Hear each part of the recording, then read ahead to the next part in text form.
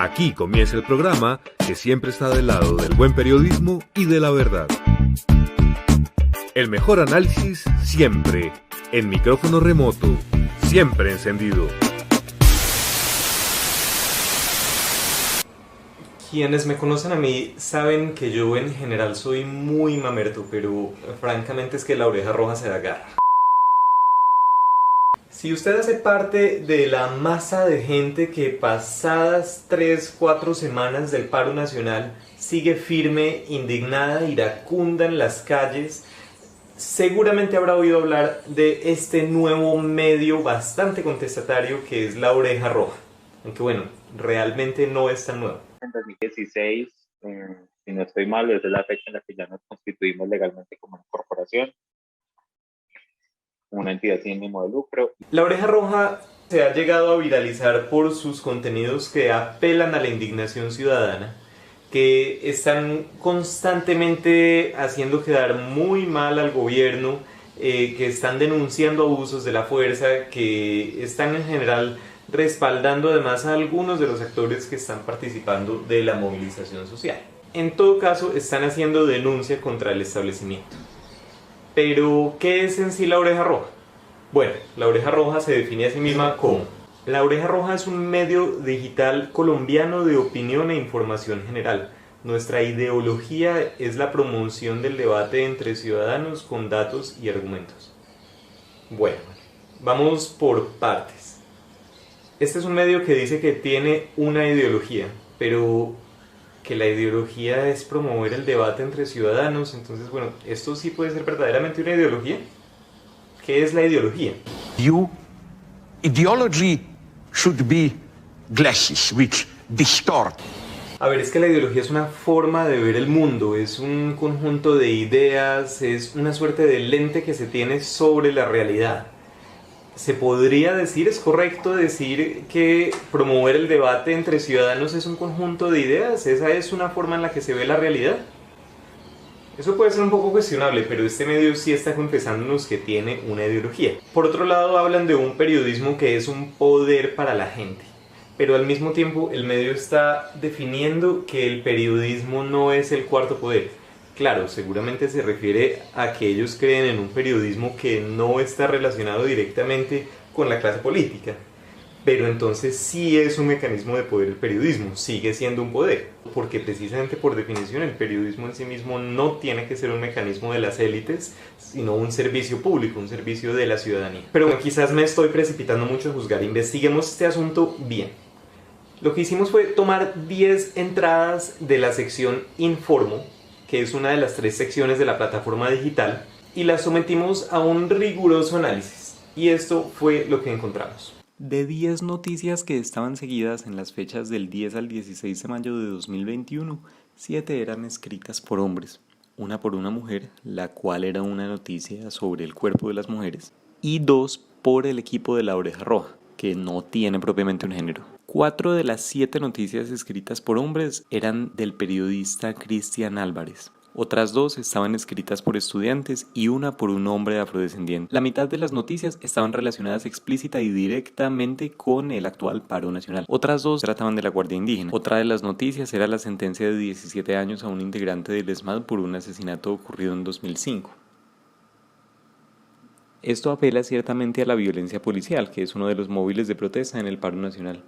Finalmente, 2 noticias más distantes en su temática respecto del paro nacional eran una de paramilitarismo y la otra una comparación entre Álvaro Uribe y Trump. Las 3 últimas las denominaremos como noticias sobre un Estado opresor. En todo caso, todas las entradas serán de temática política. Vamos a tomar estas noticias y las evaluaremos con 5 criterios. El primero es calidad del periodismo, después periodismo para todos, luego veracidad, independencia, y finalmente rendición de cuentas. Con cada uno de estos filtros vamos a utilizarlo como un criterio de calificación y le vamos a dar al medio en cada uno de ellos una calificación de 1 a 10.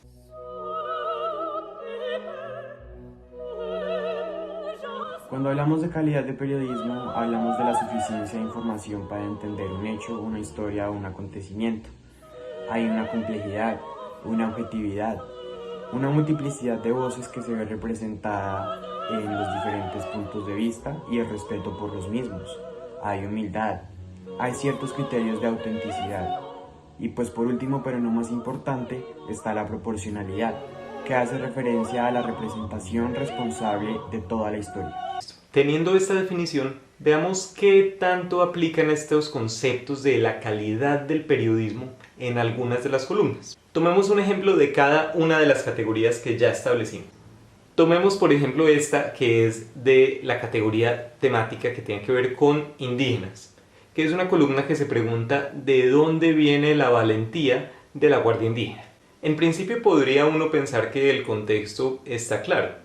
Estamos hablando de que hay una población indígena que ha sido reprimida, que ha sido maltratada, cuyos derechos han sido violentados y que además han sufrido mucho más en la coyuntura del paro nacional, porque ya sabemos que en la ciudad de Cali se arremetió contra ellos. Sin embargo, en la columna se hacen la siguiente pregunta: ¿a qué circunstancias tienen que enfrentarse día a día los pueblos ancestrales en el Cauca y el sur del país para haberle perdido ya el miedo a los tiros y a las armas con las que los masacran? ¿Qué tiene que sufrir uno en la vida para arrojarse hacia adelante buscando acorralar a un tipo que no busca herir sino matarlo a uno? Efectivamente, vale la pena hacerse esas preguntas que la columna no responde. La columna da por sentado que la población indígena ha sido victimizada, y claro, eso es una realidad. Sin embargo, a la columna le falta explicarnos cómo ha sido esa victimización de los indígenas. En ese sentido, se está entendiendo la población indígena como una población que es víctima en sí misma, y cabe hacerse la pregunta de si eso es posible generalizarlo hacia toda la población. Es más, cabe incluso preguntarse si propiamente la población indígena en Colombia podría llegar a homogeneizarse. En ese sentido, el artículo incurre en una homogeneización de los indígenas. Dicha homogeneización es problemática porque si luego vamos a tener en cuenta que otro de los criterios para determinar la calidad del periodismo es que haya una multiplicidad de voces, propiamente aquí no solo no hay multiplicidad por el hecho de que no hay mucho contraste entre estas narrativas con la que podría ser la opuesta, sino que hay una única narrativa sobre la vivencia de los indígenas, que es una narrativa más bien conocida, que hace parte de la cultura general, del común, de que los indígenas son unas víctimas. Sí, es cierto, han sido históricamente víctimas. ¿Y cómo han sido víctimas? ¿Cómo es esa victimización? Propiamente la columna no nos da mucha información de eso, sino que se queda en la especulación. En ese sentido, calificamos con un 5 de 10 la categoría de calidad del periodismo.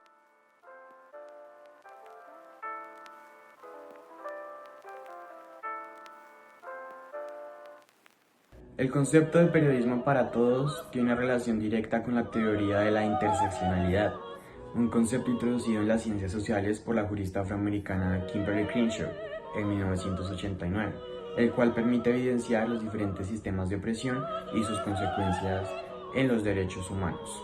Entonces, esto lo que subraya es que la raza, el género, la etnia y en general cualquier tipo de identidad no son algo biológico, y lejos de ser algo natural, lo que hacen es ubicarse en diferentes niveles y ser algún constructo de las personas. Entonces, esto lo que posibilita es que las personas, los ciudadanos, evidenciemos la injusticia sistemática y la desigualdad social, desde una base multidimensional. La categoría de periodismo para todos y todas y todes nos pareció que el artículo más interesante para analizar era Feminizar los cuerpos, una estrategia para controlar y reprimir el estallido social en Colombia. Este artículo es especialmente interesante por varias cosas. Primero, de la muestra de artículos que se recogió, este es el único que está escrito directamente por una mujer. Pero además es un artículo donde se toma una postura frente a la violencia de género y frente a la connotación sexual que las formas de violencia han tenido en el contexto de la movilización social en Colombia. Esto además lo hace remitiéndose a teorías, inclusive a conceptos que podrían tener una suerte de carga intelectual, como la idea de la feminización de los cuerpos, nos explican cómo los cuerpos se han convertido en campos de batalla, y estas son ideas que de golpe no son tan evidentes para todo el mundo, tienen una cierta complejidad. Sin embargo, el artículo acierta en explicarlo muy bien y en explicar sobre todo por qué eso sí es un asunto que puede afectar a todas las personas, y en concreto por qué esto puede afectar a las mujeres. En cuanto a periodismo para todos, definitivamente La Oreja Roja cumple los estándares. Se destaca precisamente por esa condición. En ese sentido, en la escala de 1 a 10, La Oreja Roja tiene un 10.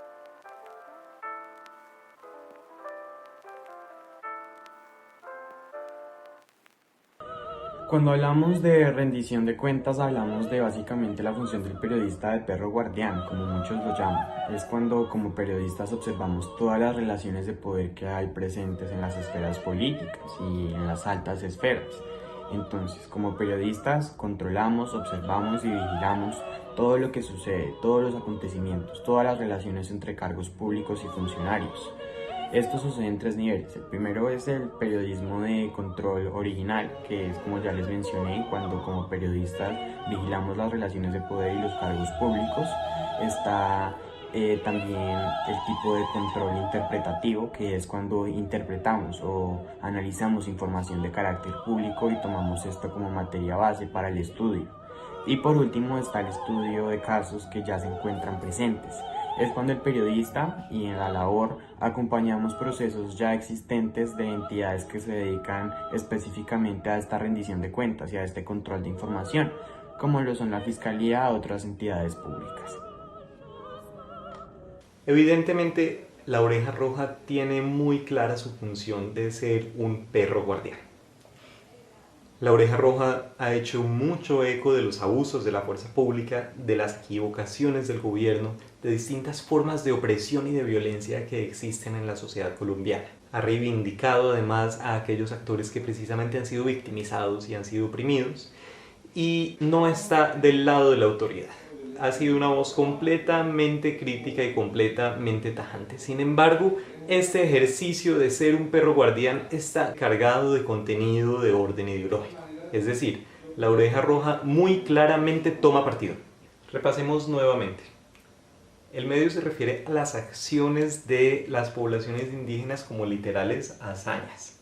De la misma manera que los medios de comunicación que tienen una posición de derecha más marcada se refieren a las acciones que hace el ejército y la policía, hazañas. El medio también asemeja las formas de discriminación que ha vivido la población indígena y en general que han vivido las personas más pobres y las más desfavorecidas en Colombia con las formas de discriminación y de violencia históricas.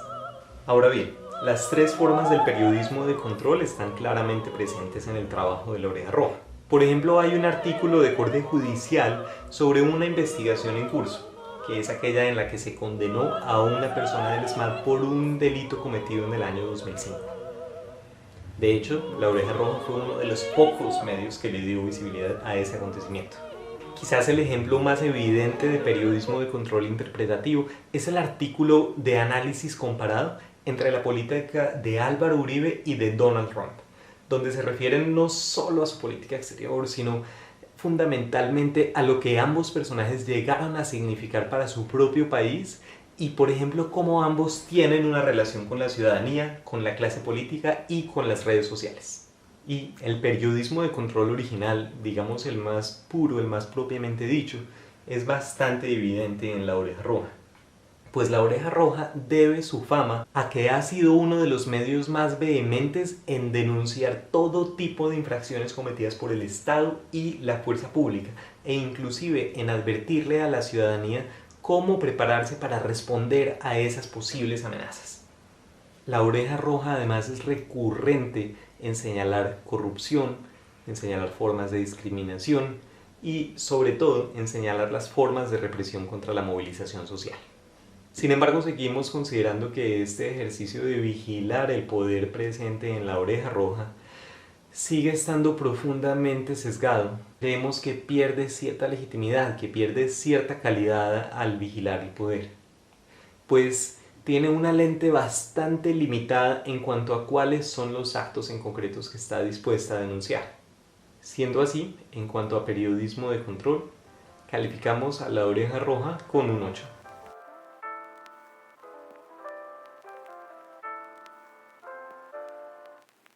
Cuando hablamos de independencia, hablamos de que en la práctica del oficio, el periodista solamente debe ser fiel a la ciudadanía y a las leyes, esto en búsqueda de la verdad. ¿Qué quiere decir? Que en la práctica el periodista no debe dejarse ejercer presión de agentes externos, ni de presiones, ni de intereses particulares de entidades tanto públicas como privadas o cualquier persona que pueda influenciar la creación del producto periodístico. De golpe uno pensaría que sí, que La Oreja Roja definitivamente es un medio independiente. La Oreja Roja no hace parte de ningún grupo económico, no está vinculado a un gran poder, por el contrario le lleva la contraria al poder y propiamente en su propio discurso ellos aseguran ser la voz del pueblo y responder únicamente a intereses ciudadanos, es decir, están en la definición de independencia prácticamente. Además, tampoco están vinculados ni siquiera a partidos políticos de oposición. Y veamos, por ejemplo, el modelo de financiación de La Oreja Roja. Funcionan, por un lado, con un Patreon, es decir, con una plataforma donde las personas pueden financiar y según el monto que aporten, pues tener un mayor grado de incidencia directa sobre los contenidos que hace el medio. Pero también su director nos contó un poco más de cómo se financia. Hemos ido como avanzando en el modelo de financiación. El año pasado, algo que hemos tratado de fortalecer y que desde el año pasado nos ha ido mejor es el tema de trabajar con entidades, con ONGs externas. Hicimos con PNUD los catálogos de Colombia Cultiva la Paz y Cauca Cultiva la Paz. Ahí se hace un trabajo de reportería donde vamos a todos los DPCR y todos los MAP de diferentes departamentos, pues aún tenemos ese proyecto en marcha y se hace una reportería muy bonita sobre qué está pasando, cómo están haciendo, si tienen apoyo del gobierno o no, quién los está financiando, cómo surge su iniciativa y bueno, entonces que ha sido también algo muy bonito porque estos insumos se convierten después en un material de trabajo para los combatientes y con estos catálogos ellos cierran otros negocios, dan a conocer sus productos, se los puedo compartir también para que lo vean, obviamente. Otro otro método de financiación ha sido también las barras. Cuando tenemos alguna emergencia o algo por el estilo, entonces sacamos la coca y pedimos plata. A veces nos va bien, a veces no, depende un poco como de las circunstancias que está pasando. Es un proceso también como de co-creación entre los diferentes autores y los lectores también en una constante retroalimentación de lo que está pasando. Nosotros también abrimos normalmente en nuestros canales encuestas para preguntarle a la gente qué temas te parece que sea importante que hablemos esta semana, sobre a qué le deberíamos prestar atención, entendiendo que nuestros recursos son limitados y que no podemos abarcar todos los temas que quisiéramos, pero sí tratamos de hacer pues de mantener muy presente el tema de que la agenda la pone la gente. Nosotros no nos levantamos y decimos como, ay no, hablemos hoy de este tema, hablemos de este tema y no hablemos de esto, sino que es el proceso de co-creación con los autores. Y claro, es totalmente válido que un medio decida presentar únicamente unas noticias y excluir otras. Pero repasemos cuáles son entonces los criterios de independencia. En primer lugar, objetividad. Sí, definitivamente no existe un periodismo objetivo, aun cuando este pueda hacer un pequeño intento por ser objetivo. Sin embargo, como el mismo Ian nos lo confesó y está escrito claramente en los pilares de La Oreja Roja de ninguna manera busca ni un mínimo de objetividad, y eso también se nota bastante en sus contenidos, que contienen bastantes juicios de valor, y sobre eso ahondaremos un poco más adelante. En cuanto a la veracidad, que es también otro criterio que veremos más adelante, podremos a grandes rasgos ver que hay unos criterios bastante flexibles en cuanto a la verificación. Existe una narrativa en La Oreja Roja donde se acomodan un poco ciertos hechos hacia la versión de esta ciudadanía que está indignada. Veamos este ejemplo, donde la misma Oreja Roja comienza diciéndonos en un artículo que las Naciones Unidas están apoyando el retiro de la reforma tributaria. En realidad esto no es cierto. Si uno se remite a la misma fuente a la que el artículo recurre, las Naciones Unidas están reprochando, sí, que haya un exceso de violencia policial, un uso de violencia policial desproporcionado en Colombia, pero en ningún momento están diciendo que están a favor o en contra de la reforma tributaria. Y es que, claro, a un órgano de la naturaleza de las Naciones Unidas no le conviene, no le concierne hacer una aseveración de ese tipo. Finalmente, los reporteros son libres y se deben únicamente a la ciudadanía. Pero cabe la pregunta nuevamente de quién es la ciudadanía. Claro, es válido que decidamos representar a un sector específico más marginado de la ciudadanía, pero ¿significa esto entonces que la narrativa correcta consiste en una oposición de un sector con el otro? Nosotros creemos que tampoco se trata de eso. Por todo esto, en la calificación de 1 a 10 de independencia, La Oreja Roja saca un 6.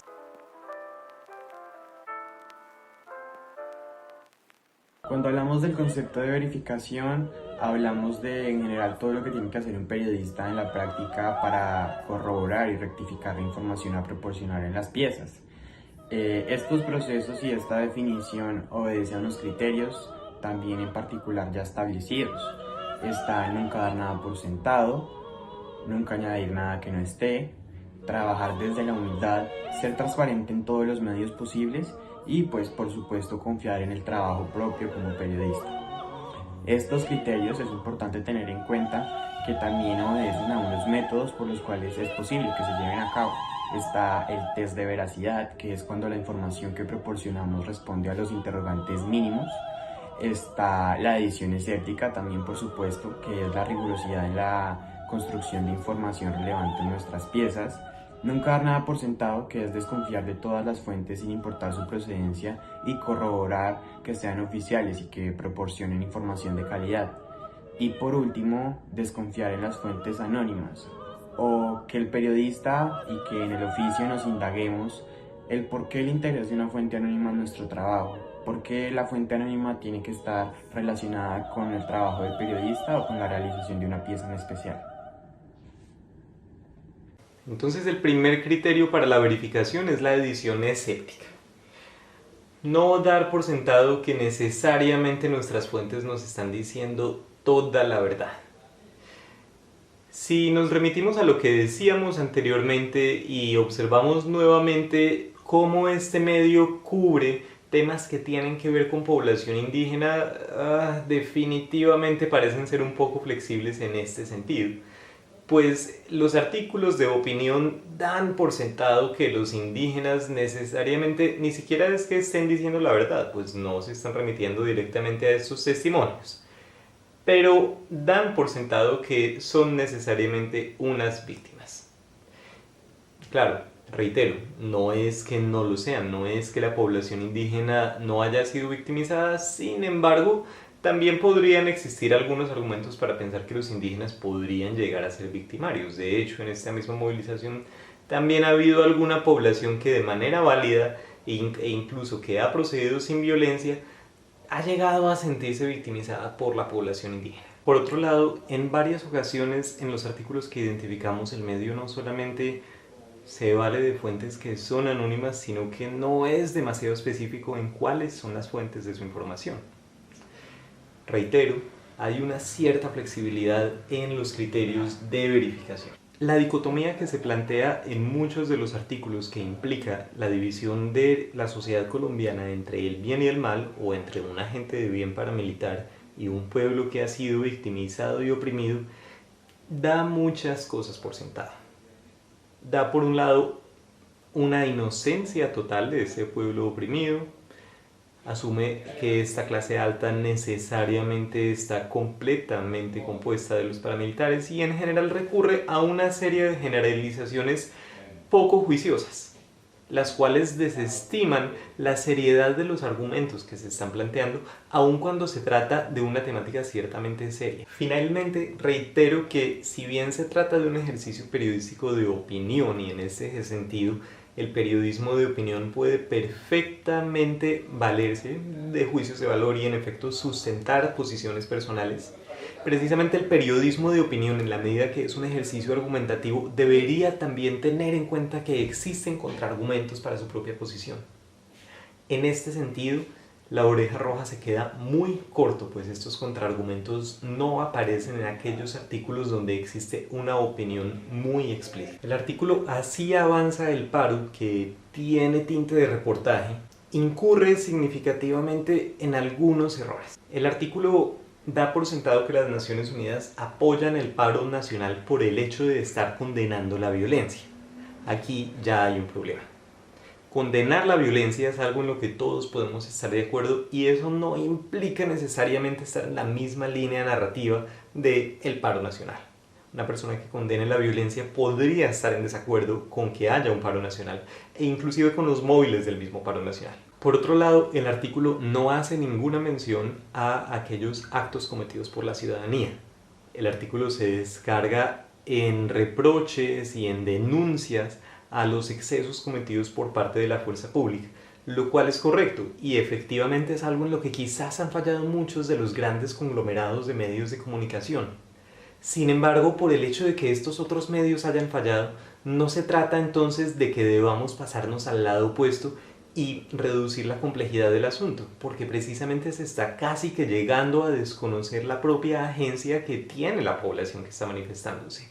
Entonces, en la lógica de estos textos, es como si hubiera una ciudadanía totalmente pasiva. Tanto así que ni siquiera se están mencionando como tal las acciones simbólicas, ni hay referencias a otro tipo de manifestaciones que son válidas, que son creativas y que son interesantes, sino que el foco está tan centrado en las atrocidades y en las faltas del propio Estado que se ignoran las mismas acciones de la ciudadanía, no solamente el vandalismo y no solamente aquellos errores que se han cometido en el marco de quienes sí están a favor del paro, sino también de aquellas acciones positivas y aquellas acciones simbólicas. Pareciera que inclusive para La Oreja Roja tiene más protagonismo el Estado y sus acciones que la misma movilización. El abordaje de hecho lo encontramos tan superficial que ni siquiera se refiere a los móviles del paro nacional, más allá de hablar de una reforma tributaria. Y esa reforma tributaria es decir algo muy abstracto. ¿Qué es una reforma tributaria? Porque si siempre ha habido reformas tributarias, esta en particular ha generado malestar. Una persona que no sepa y se informe con La Oreja Roja tampoco va a tener cómo saberlo. Ahora bien, retomando nuevamente la entrevista a Estado Social sin Derechos, en la cual el periodista recoge el testimonio de un líder del paro en la ciudad de Cali, incurre en una fuente prácticamente anónima. Si bien esta fuente tiene una identidad, no tenemos mucha claridad de quién es y no hay cómo verificar que la fuente exista. Por otro lado, se está asumiendo que todo lo que la fuente dice es cierto. Y el periodista, como lo dijimos, no contrasta ni contradice. Y finalmente, lo más evidente, el trabajo periodístico de La Oreja Roja está totalmente cargado de juicios de valor. Claro, nuevamente, el género de opinión puede valerse de los juicios de valor, puede recurrir a ellos. Sin embargo, no todo es completamente género de opinión. Varios de los textos tienen un tinte más de reportaje o incluso más de noticia y aún así están profundamente cargados de juicios de valor, lo cual además es innecesario. Precisamente si un reportaje nos está dando cifras de atrocidades, cifras de asesinatos, nos está hablando de cómo se rompe la ley, no es necesario ni siquiera que el propio medio emita juicios de valor que el mismo ciudadano evidentemente va a hacerse. Sin embargo, aquí está direccionándose demasiado la interpretación de todos estos datos. El problema además es que los juicios de valor llegan a confundirse con la verdad. Una cosa es la opinión, una cosa es la visión que se tenga sobre un hecho, una cosa es la valoración y otra cosa es cuál es propiamente la verdad. Y la verdad no está cargada de adjetivos. Al no cumplir el test de veracidad, La Oreja Roja se raja en el ítem de veracidad. Por eso lo calificamos con un 3.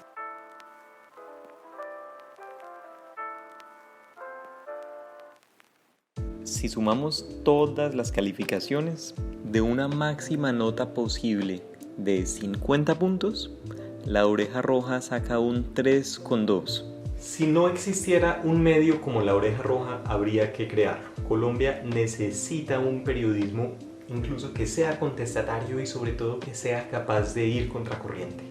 un periodismo que sea capaz de denunciar y efectivamente de tomar el lado de las víctimas, de contar las historias de las víctimas y de volverlas a ellas protagonistas de las historias. Esto no nos parece una cosa mala por sí misma. Lo que encontramos de problemático en La Oreja Roja es que su compromiso político es en algunos sentidos ciego.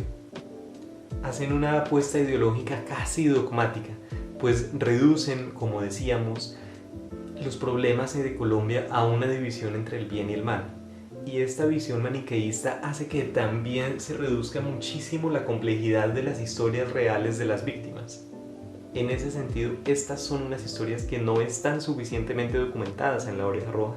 No hay suficientes pruebas y esto no solamente les quita credibilidad, sino que también ante la opinión pública disminuyen el tamaño real de estos problemas. Así que si bien es necesario que exista un periodismo como el de La Oreja Roja, necesitamos que este sea un periodismo de mucha mejor calidad. La Oreja Roja no siempre atribuye de la manera correcta la información a sus fuentes correspondientes. Y afirmar, por ejemplo, que las Naciones Unidas apoyan el retiro de la reforma tributaria e inclusive que apoyan el paro nacional es emitir una desinformación. Lo mismo que este tipo de medios critica de los grandes conglomerados. En el contexto del paro nacional, muchos grandes medios de comunicación se han visto afectados. Claro, han asumido las consecuencias de sus errores, pero al mismo tiempo han sido también víctimas de una ciudadanía que deliberadamente ha atacado a los periodistas. Periodistas del canal RCN han salido a reportar ocultando el logo de su marca, pues el solo hecho de pertenecer a ese canal es considerado por muchos manifestantes como un acto de violencia. El solo hecho de que la revista Semana no esté transmitiendo la misma línea narrativa que tienen las personas que participan del paro es para algunos considerado una forma de violencia, es considerado tener las manos manchadas de sangre. Y esta es una hostilidad que se ha venido caldeando por muchos años, pero que ahora ha tomado un tinte más fuerte, pues hay una masa que está en contra de los medios. Y esto ha sido un caldo de cultivo del que se han podido beneficiar pequeños medios independientes, nativos, digitales, que tienen una narrativa distinta, y tal es el caso de La Oreja Roja. Sin embargo, los estándares laxos de verificación de La Oreja Roja y la emisión de desinformación hacen que se desacredite ese trabajo también. Algo interesante es que los medios de comunicación han llegado a ser noticia en la coyuntura del paro nacional. Estos medios han sido en parte castigados por el hecho de privilegiar narrativas sobre la violencia que se presenta en la movilización que aquellas que representan las mismas reivindicaciones que las movilizaciones buscan. Sin embargo, esta violencia contra los grandes medios de comunicación e inclusive su justificación es, aunque no se quiera aceptar, un atentado contra la libertad de expresión. Es incorrecto que como periodistas generalicemos de manera poco juiciosa sobre el trabajo de esos grandes medios. ¿Cuántos de nosotros no aspiramos incluso a estar en ellos? ¿Y cuántos de nosotros no sabemos que en estos medios de comunicación también existen excelentes periodistas? Es irónico cómo la crítica contra la supuesta parcialidad de estos grandes medios de comunicación está en muchos casos cargada de una defensa de una parcialidad simplemente direccionada de otra manera. En muchos casos inclusive se ha llegado precisamente a privilegiar la opinión, el activismo y la militancia sobre otros géneros periodísticos. Y claro, la opinión está hecha precisamente para formar opinión, pero no tiene por qué ser el principal medio de información. La opinión en ningún momento se ha pensado como un género principalmente informativo, sino precisamente argumentativo, de opinión.